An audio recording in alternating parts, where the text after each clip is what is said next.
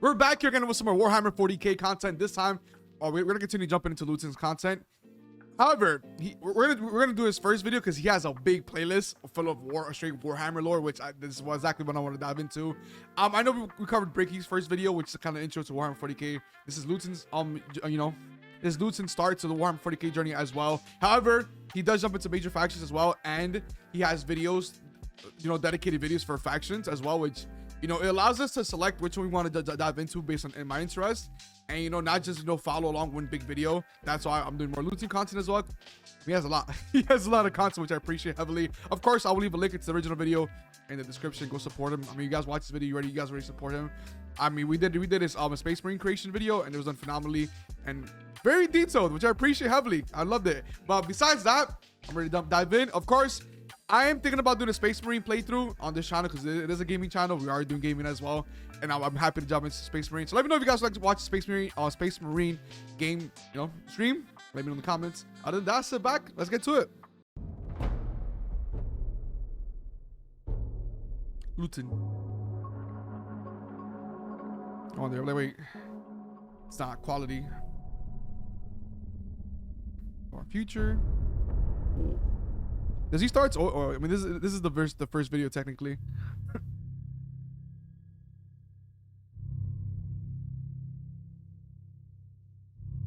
Hey, forget the promise of progress. From 1,000 souls every day, human blood will be flesh, the stuff of which the Imperium is made. Forget the promise of progress, standing for there is no peace among the stars. The universe is a big place, and whatever happens, you would not be missed. Adeptus Illuminati. Damn. Spell the year. Or the source, the text I was taking. I mean, that's the year. Yeah, that's the year. Is it? I mean, it's called. I mean, I think it's part of that. Man, for 1,000 souls die every day. Human blood, human flesh, the stuff of which the Imperium is made. It's like bars. Forget the promise of progress and understanding, for there is no peace among the stars. Here's a place, whatever happens, you will not be missed. Hey, you're not wrong. Unless you're like a big figure.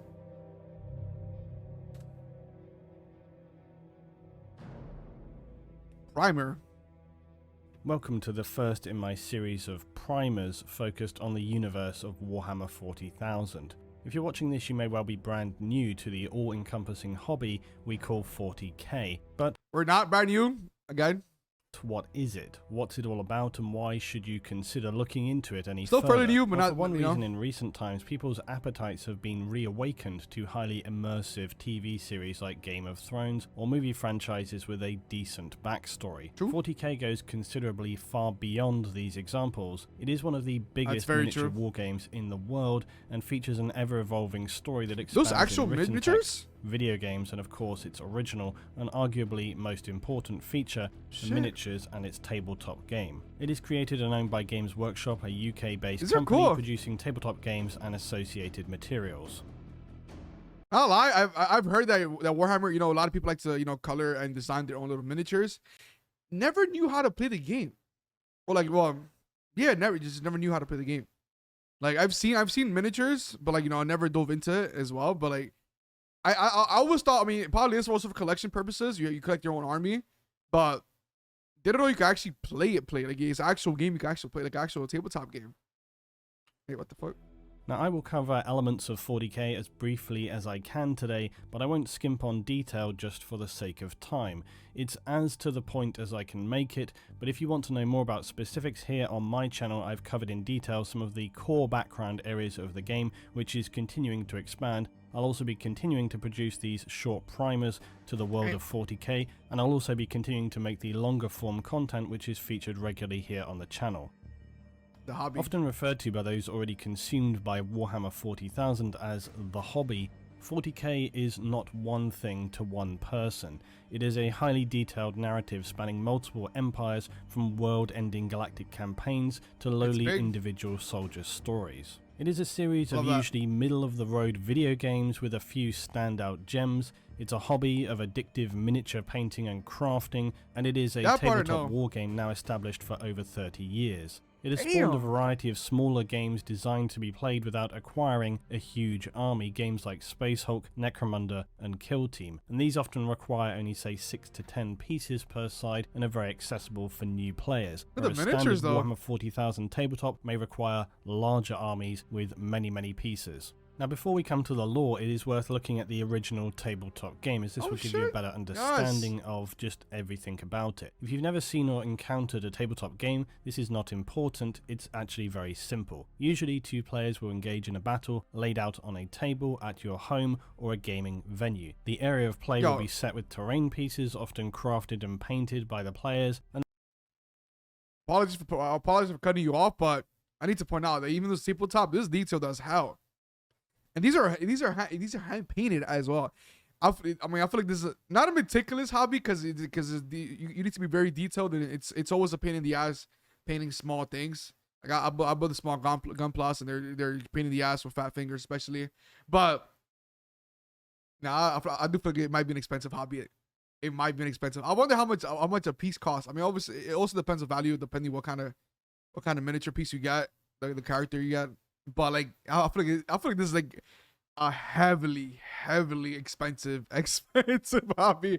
But it don't matter though, because that's what we're here for, bro. We're here for the passion and the fun. We don't care about money when it comes to passion and hobbies. They will alternate turns moving their miniature soldiers or vehicles and will resolve engagements through random dice rolls according to specific rules and combinations of preset unit stats. There may or may not be a mission for one side to achieve, and these games can be highly strict or open to player interpretations. Players will usually paint their miniature soldiers for use on the battlefield, and these can be in a variety of factional designs and colours. Yeah, but it's done really good. Their involvement in 40k to be focused entirely on this hobby of painting, designing and modifying these miniature units. And this part of 40k can be just as all-consuming as the lore or the tabletop. Some may choose to split their time between each part or devote all their hobby time to one piece of the whole 40k hobby, be that the lore, tabletop or the painting designing element.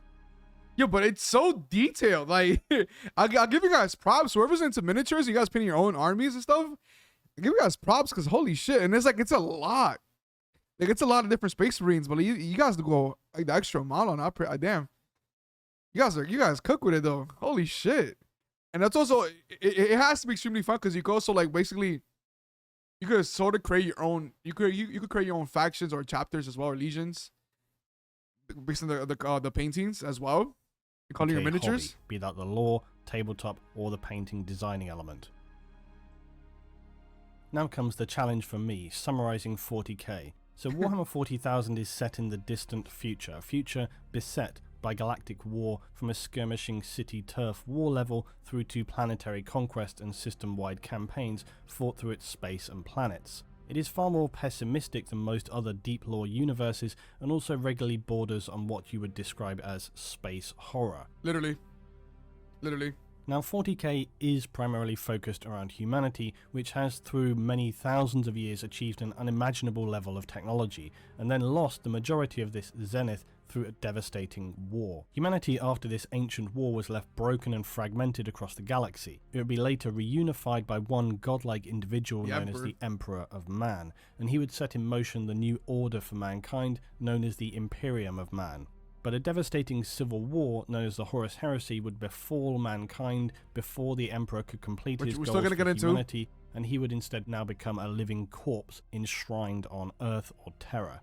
Humanity would become shattered by this civil war, and after a slow, painful recovery, it has become for the longest time a stagnant civilization. Suffocating under its own bureaucracy, the Imperium has begun making the smallest steps toward advancement in the most recent days of its history, but it still stands as a strange juxtaposition of ancient tech that is beyond the comprehension of many of its citizens. It is a weak and precarious civilization, simultaneously able to wield immense military power. Humanity itself, through thousands of years of conflict with alien races who are more often than not excessively hostile, has become a highly xenophobic race.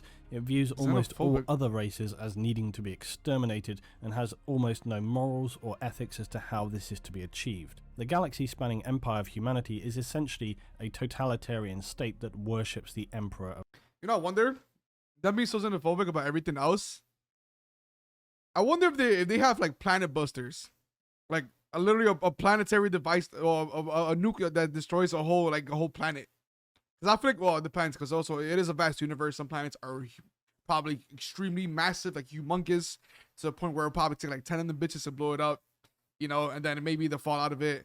I mean, it's space, but you know, I'm sorry. Like, I wonder if they have a weapon like they have to have a weapon like that. They have to have a weapon where they could just destroy, blow up a planet entirely if they don't want to deal with it, or it's like it's infested or some shit. They have to have it. They have to have it. Man. The Imperium of Man has large, if not complete, control over its citizens, including many aspects of their lives, economy, social life, education, private lives, science, and there is no freedom. It's only for the Emperor. Any who are not seen to be a follower of the Emperor may and will be persecuted as heretics, and this is often largely open to interpretation and leads to large-scale abuses of power and executions. The Imperium uses this deeply entrenched worship and imperial ideology to control and mobilize mass populations of its citizenry for its armies like the Imperial Guard and Imperial Fleet. It also will utilize its citizens to fulfill whatever role is needed. These roles can, and often are, very unpleasant, especially when the rule of law is often severe and absolute. Humanity also wields in its arsenal the Emperor's greatest gift, the military sledgehammer known as the Imperial Astartes. These are the iconic Space Marines, genetically enhanced superhuman warriors who represent the pinnacle of human modification and military power. The Ultramarine Blue Their forces have access to some of the most powerful weapons and force multipliers humanity wields. Much of this tech is ancient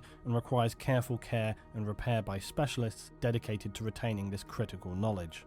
But as powerful as humanity is, even with its small progression in its most recent times, it still stands on the edge of annihilation by various alien races or entities. Humanity somehow has survived to this point despite being on an almost permanent risk of complete destruction and forced extinction. Within the lore, this has nearly happened on multiple occasions, and what is left of humanity now in the Imperium of Man are the remnants of those survivors, a highly ignorant, fearful people in a fairly constant state of decay where critical technological information is often lost.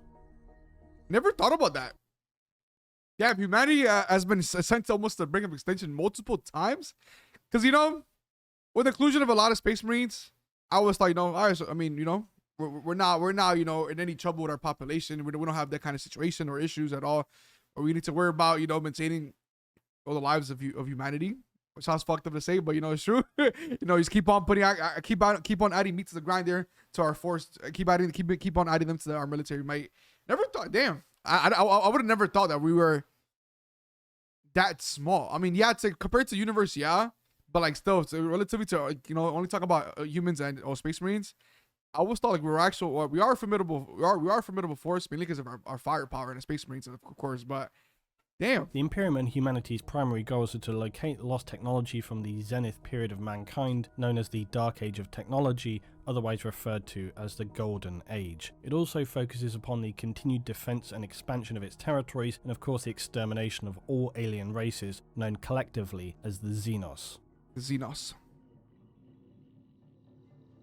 Actually, aliens. Because humanity has become so violently and ignorantly xenophobic in the far future, it also has no qualms about committing planetary levels of genocide. If you're not human and don't worship the Emperor, then you are the enemy, a heretic, and must be exterminated. Diplomacy is almost not a thing for the Imperium, and the usual recourse is to just shoot on sight. In fairness though, there was a time where humanity had attempted a more diplomatic approach, but this over time has just disintegrated, with most of its contact with aliens resulting in some kind of conflict. It now simply believes all other life must be extinguished, I can see or that. at the very least dominated and enslaved for work or experimentation. These cases are usually quite rare. There are 6 other races that are seen as the enemies of humanity. Any of these factions can be played by you within the tabletop game of 40k, or models for collecting and painting. Some players will dedicate themselves entirely to one faction, building it up, fleshing it out to the limit of their model making ability, and others may have multiple armies of different factions. It's actually dope. I mean, again, you have creative freedom when it comes to the tabletop game, which I really appreciate a lot. That's a wild design. The eyeball on the suit is crazy. Oh my, that's a full-on decked out orc. Yeah, he even has an Astartes helmet here too. Damn. Yeah, the prior hat. I don't know. What the fuck? That's actually awesome. Models for collecting up to the limit. That's really awesome. Making. But it is simple. It is simple. Have a situation where you try. diplomacy, and it's like, fuck it. It's easier to just switch out on site. Because, you know, there's probably aliens out there, maybe. There's probably other, you know, other species out there that maybe don't want to truly be peaceful forever. But we don't give them a chance anymore. It's like, fuck that. I'd rather shoot you. It's an easier solution. It's of course, they don't give a fuck whatever they do. You know, whatever needs to be done to exterminate you out, it will be done. The Necrons are a very ancient race, strange creatures that appear like metallic skeletons. They're actually formed of living metal. They span the galaxy and are in a continuing state of awakening from their tombs after many thousands of years of sleep. Remember they were made by the old ones? They seek to rebuild their empire and dominate the galaxy. One of their key abilities is that of reanimation. They can reassemble themselves after death and fight on. I do love also that. generally mindless automatons. Yeah. How this came to be is another story. Now, Games Workshop has seen fit to recently rename some of its units, largely it seems for legal reasons, but since forever this faction has been known as the Eldar. More recently it is known as the Eldari, but basically it's the Eldar. These are derived from the elves of many more fantasy games and are basically space elves. Despite this quite simplistic analogy, the Eldar have a rich and tragic lore. Because of past disasters that have left the Eldar with no homeworlds to speak of, they now travel the galaxy in vast ships. I remember they lost 90% of their population? Worlds. The Eldar wield powerful weapons, but are generally physically weak, and they also have immense arrogance towards other races. Their defining feature, and to some degree their biggest flaw, is that the Eldar are very powerful when it comes to psykers and psychic abilities drawn from the warp. The Dark Eldar are essentially space pirates who live lives of excess and sadistic torture porn. Anyone who looks like they're about to be captured by the Dark Eldar is rarely something that you would want to contemplate, and suicide would generally be significantly preferable. That is insane. A Dark Eldar, yo, nah. It reminds me of Xenobites, but you just... You rather take suicide over them than dealing with them. That's damn. The Eldarians. Damn, they actually changed the name of it. A faction of many faces and contradicting goals, Chaos is as its name describes, and it originates from the parallel dimension known as the Warp. And this dimension is a reactive plane of existence that absorbs the most powerful emotions and desires of mortal creatures. The reactive Imperium would lead to the birth of entities of godlike power, the Chaos Gods. They each focus on specific mortal desires. Khorne is the god of blood, representing war, rage, and hatred. Tzeentch is the changer, representing ambition, scheming, conspiracy, and sorcery. Nurgle is the plague god, representing mortality, morbidity, and despair. And Slaanesh is the god of lust, greed, excess, pleasure, pain, and perfection. The continuing desires and emotions of the galaxy's inhabitants sustain these entities. However, they also reach out into the mortal realm through their manifested entities made from the warp known as demons. And these hellish creatures are enough to send ordinary citizens insane on sight. They're backed by traitors to the Imperium, the corrupted Chaos Space Marines. The gods of chaos and their agents can also infect the minds of mortals, and often cults and worshippers may spring up on planets across the Imperium. This is again one reason why the Imperium of Man is so ruthless about purging heretics. While chaos itself in the material world appears as one enemy that simply wages war, it is in fact in an internal conflict within itself. Each of the Chaos Gods fights for domination over the others, and this occupies the majority of their focus and energy. Each god's ultimate goal is complete domination of the Imperium, a goal which seems unattainable and dangerous to their own existence were it to come to pass. Chaos is one of the most varied and pervasive forces in 40k and has many forces operating under its banner. Some dedicated to a specific god, others that simply worship chaos undivided. I'm assuming you guys have a chaos army? The Orks? You could probably run a whole chaos army in a tabletop game? Orks, right? Middle-earth and all that crap. Not these Orks. These are more Mad Max Fury Road crossed with British football hooligans and that's what they look like. That's a good way to describe them.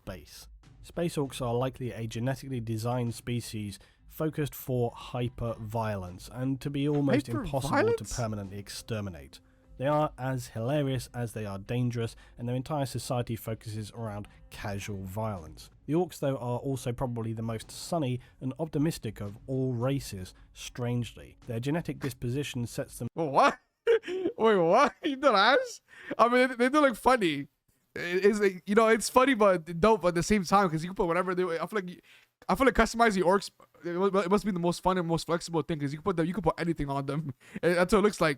society focuses around casual violence. Casual violence The is Orks, crazy. though, are also probably the most sunny and optimistic of all races, strangely. Their genetic disposition sets them to see things as generally good and enjoyable, especially when it comes to fighting. They have And the time of their never really life. see That's all that failure matters. as a negative, because it means you just get to have another go later. They also operate more on instinct by design than learned knowledge, and their willpower becomes more powerful the more orcs are present, meaning when they are collected en masse, they can literally will things to be true by collective belief. They also have a strange ability to just cobble together vehicles and weapons from scrap. Holy They also have no real shit. governing structure. Leaders are chosen by progressively being better at smashing their rivals' heads in, until an orc eventually reaches the position of being a war boss. When orcs collect in War huge boss. numbers, they may launch a massive campaign of raiding and attacking anything that's not orc by launching a warg, essentially a huge, no-holds-barred slaughter fest. Anything in the way, best dig in or get the hell out.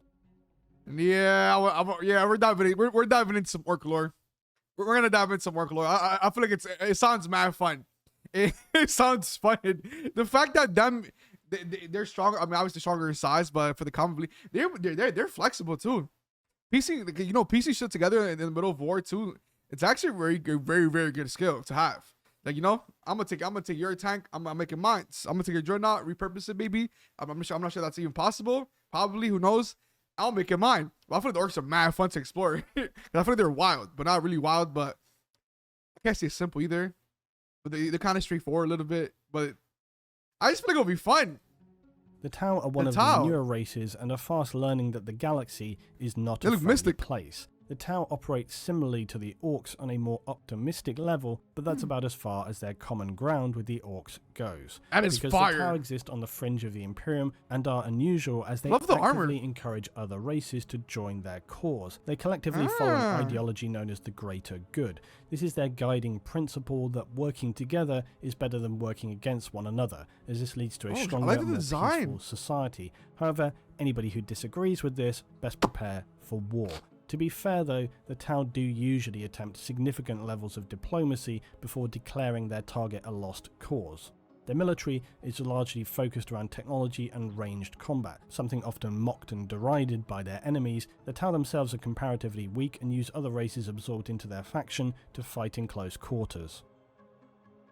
The Tau. Oh Tyranids shit. are an unusual exception to all previous Xenos. They do not operate on an ideology, a political structure, or debatably a single leader. They are the most Xenos of Xenos and have begun a steady invasion of the galaxy. They are presumed to have arrived from beyond the borders of the known galaxy and are hostile in the extreme.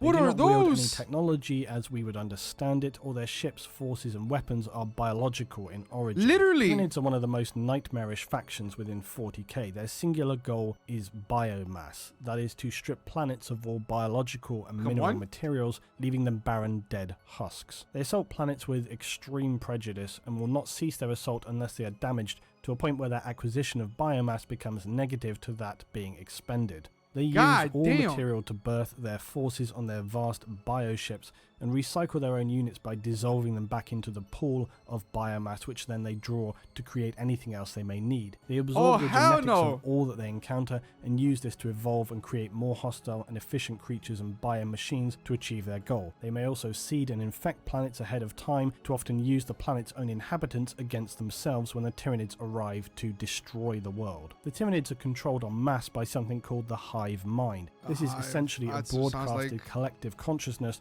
that enables them the powerful skill of being able to operate as one, but made up of millions of individual entities across a planet. The Tyranids are horrific, seemingly unstoppable, and have already wrought terrible destruction upon many others across the galaxy. Many rumour that their already devastating campaigns are only the initial scouting parties to the Milky Way galaxy, and if this is true, the Tyranids could be the ones to end everything. That is crazy. That is fucking insane. Because I remember Tyranids got briefly brought up, but we never dove into Tyranids in general, even just their overall what they do. They remind me of the Flood from Halo. That's what that exactly reminded me of because the Flood entirely go into a planet, you absorb everything, you gain knowledge for everything you absorbed is fucking. I mean, that's what makes it even more scary, because they're a species that will definitely adapt to everything. It will become very difficult to kill. They will have different variety of different types of Tyranids, and it's just like a crazy shit. At that point, just blow up the planet. Just blow up the planet. A Tyranid comes, they come to your planet already and they start the process. Just blow the planet up. It's all nah, that's hell no. I don't think one of you guys, whoever says that will live in this universe, you got issues. You got issues. Cause nah, the Tyranids, like everything else is already crazy. But the Tyranids themselves, fuck no. While not wanting to touch on the subject of psychic power too strongly in this video, many factions in 40k feature what are known as Psykers. Yeah. These are essentially individuals who can wield what you might describe in other universes as magic powers. Some factions have strong Psykers and others have none, and these powers are drawn from the parallel dimension known as the Warp or the Imperium. Individuals who can use these powers do so at considerable risk, as the warp is an unstable and dangerous realm. Even the Orks are relationship Psykers? between real space and warp space is a complicated one and can affect many aspects of life in the far future, but this is something best covered in another video. Final thoughts? Even Orks have Psykers? That'll be funny. The takeaway for you today is that Warhammer 40,000 is a world of vast-scale warfare and complex interfactional and internal factional power struggles. 40k is by its very nature often absurd to the extreme. Sometimes this can be somewhat detrimental to its own narrative, because when everything is supersized and extreme in the extreme, suddenly everything looks kind of the same, and then it becomes arguably less impressive. However, 40k just owns its own absurdity, and it's something that you just have to roll with and suspend your disbelief. For many who are obsessed with 40k, the hyper-violent, xenophobic, genocidal nature of its occupants is largely a source for much dark humour. Most people that are into Warhammer, they don't take it too seriously. But it is also fun to take things in 40k very seriously, because it contains so much detail. But simultaneously, there are many memes and pure nonsensical comedy that comes from 40k because of just how extreme it is. That's a part of the charm, though. Sounds Like Heresy being one such example, whereby anyone who dissents from the official line of thinking is declared a heretic and executed on the spot. It's one that I enjoy using all the time in the comments. And the key theme of 40k is purely about war. The lore is a vast, all-encompassing backdrop that stands on its own.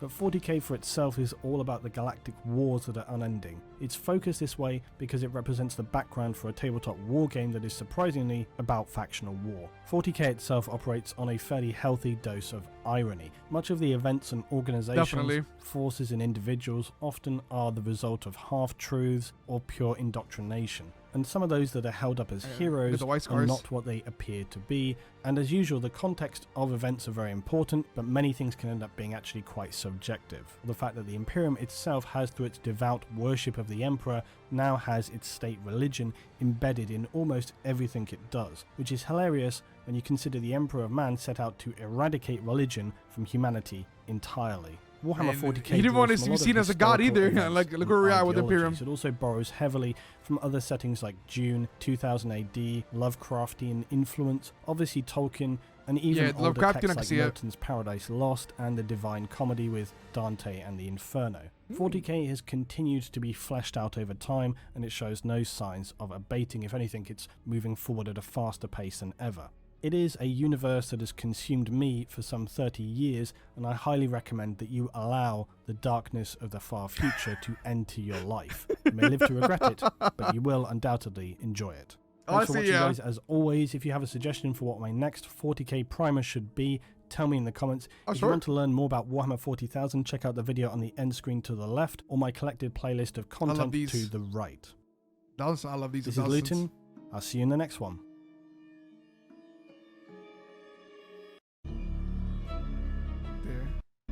Nah. Who the fuck is this? Do love your fan arts. I just love the way it looks.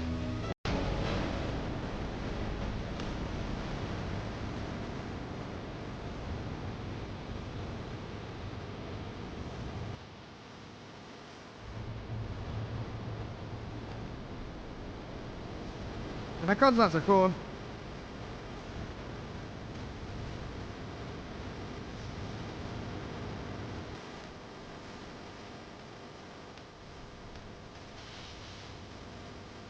Camouflage the color of fear. I have no need to hide from our foes.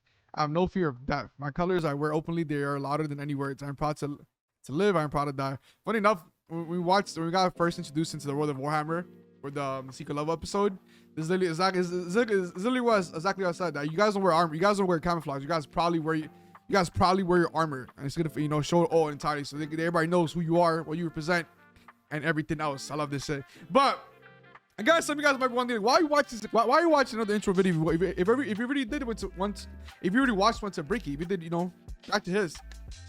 Two reasons. One, because I wanna dive into more of Luetin's video, because Luetin covers a lot of videos, and he also has all different faction videos, and he also gives me the flexibility to jump into other factions. Now I don't have to strictly follow a video entirely. So because like right now I want to jump into Orks. I want to check out the Orks because they sound fun as fuck to dive into. They sound extremely fun. He also has Tyranid as well, which I want to explore more into Tyranid because they sound crazy. A straight horror. I love that too. But he honestly, Luetin put it in a great ass way. Like, that's one reason why I'm really drawn to his universe. It's because it's extreme, but it's part of the charm. It's too extreme, but it's part of the charm to it. Like, it's fun, but also the story. Because, like, you know, there's a lot of huge conflicts, but then there's also a lot of like smaller stories. Like, you just focus on either a chapter or character, or you know, a journey of a character. And I feel like it's so good because the universe is so vast, and you know, you could do so much. You could do so fucking much. I mean, this has been around for like 50 years. Might be wrong. Might be 50. Yeah, maybe 50 years. I'm not too sure. But this has been here for a long time. It's been here for a while, and it has a dedicated tabletop game, which honestly looks fun as fuck. Like me as a person that likes to get, you know, I like to get crafty with my hands. I build, you know, I do gunpla, Lego and shit. But you know, just designing your own, like painting your own army, your own colorway, this and that.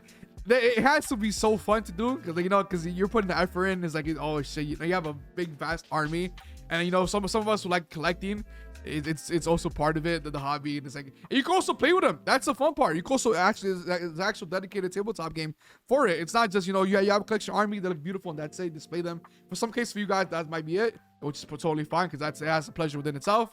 But you can actually play with them too, and then you create your own stories, obviously. But I just that's one thing I really love about Warhammer, is that there's so much to it, and it's like you don't have to follow a certain pattern. Like, you don't have to follow a certain, you know, maybe to watch an event, like I said, the Horus Heresy, you have to, like, you know, go at a certain route. You need to watch a certain way. But like anything else, you can just go dive into it, go watch whatever you want. And I appreciate that so much. Of course, obviously, it just looks so fun because it's like, it's not blown out of proportion. It's just, again, it's extreme, but it's so good.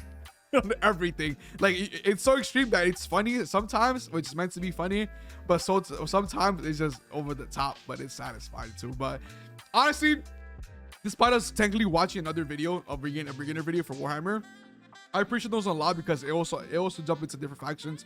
We got to know about the Tyranids, the Tau as well. I love the design for the Tau. I love this armor, and the fact that you actually have a species out there that actually that tries diplomacy. You know, their whole thing is for the greater good. For a minute, I was gonna say Buddha, but nah. But the whole thing is about for the greater good. You can join us or go to war, but still, I mean, that's actually kind of good because you also have a faction. You also have a faction where, like, you have different types of species inside your faction as well, which is beneficial for combat. But you know, we actually have some good. I can't say good because it's Warhammer. You gotta use good very loosely, you know. But I love the design a lot. But again, Luetin also jumps into Orks, which it just looks fun. You know, like, these are very briefly mentioned. Of course, I didn't watch the faction video, but like, even the intro video. But it just looks fun to dive into Orks. We're definitely gonna check out the Orks. We're gonna check out the Orks. Chaos, we knew a little bit about. Chaos, we knew a little bit about Chaos already with their 4 gods. The Eldars. They don't know they changed what is it? Eldaris? They don't know they changed their names. Even though that was actually possible. I wonder if that would create, probably not, because people are easy to, like, they're easy to adapt to new things. But this is also awesome too. The Xenos. I also would dive into the Necrons. Was it Necrons? I think it is Necrons. Yeah, the Necrons. That appear like. I do want to check out Necrons as well because their whole automaton look. That's their whole thing. I love their looks a lot too. They look sick. It's like a whole robotic army. I actually love that a lot too. Let's see. We see like now like from here we get to dive into different lores, like the different factions. We get to dive into different factions and explore their lore as well, which I really appreciate. But yeah, again, I'll be leaving the original video in the description down below. I had a blast with this video. Of course, it is a good refresher as well because we know. I mean, I kind of relatively this is wild. I kind of relatively remembered almost everything from watching the Bricky video, from his intro video. But I feel like we added a little bit more, and also it brings a new taste because now we're watching it and we know what's on screen, or majority of the time. Now we know what we're watching. You know, like we understand what we're watching. We understand it now. So it brings, you know, again, I say this all the time. It brings a different pleasure than just watching it for the first time, because now you're actually fully understanding what you see on screen. The Tyranids are wild though. Tyranids are crazy, but this is awesome. Of course. Other than that, I hope you guys enjoyed the video. Make sure you like the video as well. Support your boy. I will be diving into more of Luetin's different faction videos, different events, because he's a massive playlist. It's like I think like 200. It's like 200 videos worth of Warhammer lore, which I appreciate heavily. Of course, we dive into more cinematics. And again, let me know in the comment section if you guys would like for me to live stream my first Space Marine playthrough. I'll probably play both games and run through them as well. So other than that, hope you guys have a good one. And thank you guys for watching.